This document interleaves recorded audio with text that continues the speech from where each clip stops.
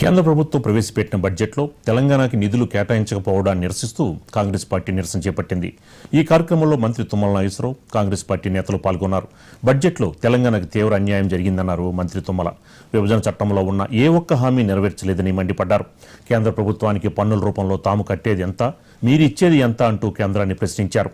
తెలంగాణ కట్టే పన్నులు వేరే రాష్ట్రాలకి పంచుతున్నారని, తెలంగాణ పట్ల వివక్షత కేంద్ర ప్రభుత్వానికి, బీజేపీకి మంచిది కాదని సూచించారు.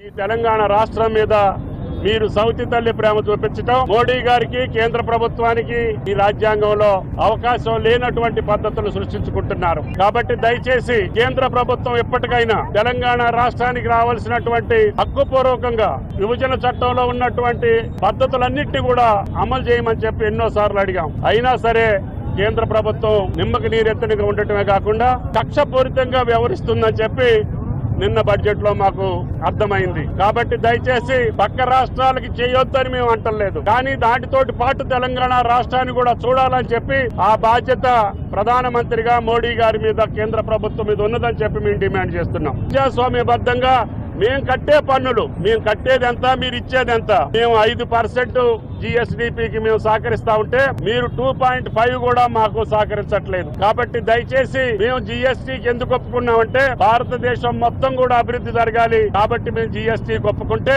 మా నిధులు తీసుకెళ్లి వేరే వాళ్ళకి మీ రాజకీయ పబ్బం గడుపుకోవటానికి, మీకు సపోర్ట్ చేసేటటువంటి రాష్ట్రాలకి, రేపు రాబోయే ఎన్నికల్లో ఉన్నటువంటి రాష్ట్రాలకి దారాదత్తం చేస్తే తెలంగాణ ప్రజలు చూస్తూ